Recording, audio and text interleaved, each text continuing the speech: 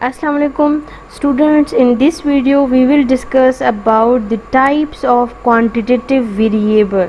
There are two types of quantitative variables. The first one is discrete variable while the second one is continuous variable. जैसे कि हमने पढ़ा था quantitative variable क्या है, तो quantitative variable में हमने जो फर्स्ट बात की थी वो क्या थी कि हमारे पास जो भी वैल्यूज़ होंगी क्वांटिटेटिव वेरिएबल्स की वो तमाम वैल्यूज़ न्यूमेरिकल वैल्यूज़ होंगी, यानी चाहे वो डिस्क्रीट हो चाहे वो कंटिन्यूस हो, वैल्यूज़ जो होंगी क्वांटिटेटिव वेरिएबल की वो न्यूमेरिकल ही होंगी। बट आपको पता कैसे चलेगा कि ये डिस्क्रीट है या कंटिन्यूस है, तो इस केस को आज हम डिस्कस करेंगे।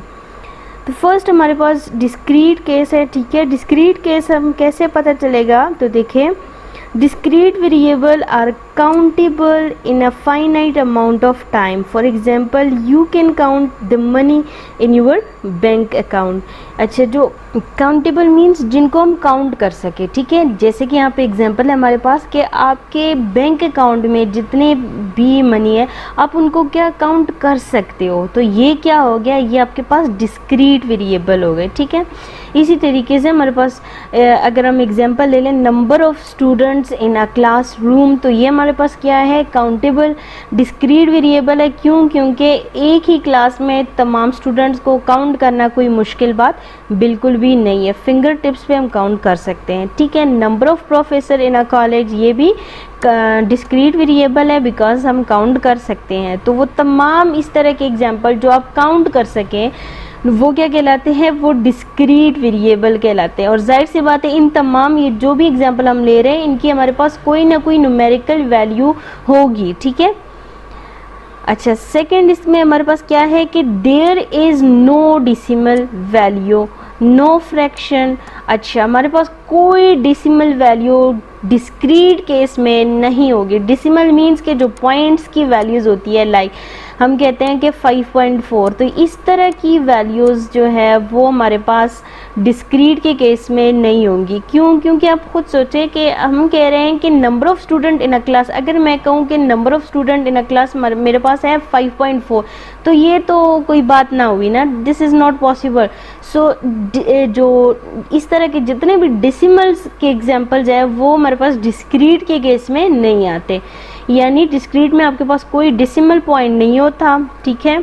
और ना ही कोई फ्रैक्शन, फ्रैक्शन मीन्स के डिवीजन के फॉर्म में, यानी आपके पास कोई इस तरह की वैल्यू लाइक 2/4, ठीक है, इस तरह की कोई वैल्यू जो है वो नहीं होगी। Only whole number are involve, सिर्फ और सिर्फ होल नंबर ही यहाँ पे इन्वॉल्व होंगे, ठीक है। Values are taken by jumps, values जो हमारे पास देखें आप डिस्क्रीट की वेरिएबल की जितनी भी डिफिनेशंस आप पढ़ें, हर डिफिनेशन में आपके पास लिखा होगा कि डिस्क्रीट वो वैल्यूज़ लेता है जो जंपिंग फॉर्म में होती है। लाइक आप देखें 2 हो गया, 2, 3, 4, 5 एंड सो ऑन। ये देखिए जंपिंग फॉर्म में 2 से डायरेक्ट जंप कर रहा है 3 पे, 3 से डायरेक्ट जंप हो रहा है 4 पे, 4 से डायरेक्ट 5 पे, यानी इनके बीच में जो पॉइंट्स की जितनी भी वैल्यूज आ रही है उनको काउंट हम नहीं करते, ठीक है। वो हमारे पास डिस्क्रीट के केस में नहीं है, डायरेक्ट जंपिंग फॉर्म में है, तो इस तरह की तमाम वैल्यूज़ को हम क्या कहते हैं, डिस्क्रीट वेरिएबल। जो वेरिएबल इस तरह की वैल्यूज़ को ज्यूम करता है वो डिस्क्रीट वेरिएबल कहलाता है। सिंपल सी बात है कि वो तमाम वेरिएबल जो काउंटेबल हो सके, ठीक है, जिनको हम फिंगर टिप्स पे काउंट कर सके इजीली, तो वो हमारे पास डिस्क्रीट वेरिएबल कहलाते हैं। उनमें कोई फ्रैक्शन नहीं होना चाहिए, ना ही कोई डेसिमल वैल्यू होनी चाहिए, सिर्फ और सिर्फ होल नंबर ही इन्वॉल्व होंगे। तो ये हमारे पास हो गया डिस्क्रीट वेरिएबल। अब स्टूडेंट कंटिन्यूस जो सेकेंड टाइप है क्वांटिटेटिव वेरिएबल का, उसकी तरफ आते हैं। आप देखें हमारे पास क्या है कि can not countable on finger tips, ठीक है, can not countable on finger tip. या डिस्क्रीट में हम कहते हैं कि वो फिंगर टिप्स पे काउंटेबल हो सकता है, होता है बल्कि, ठीक है।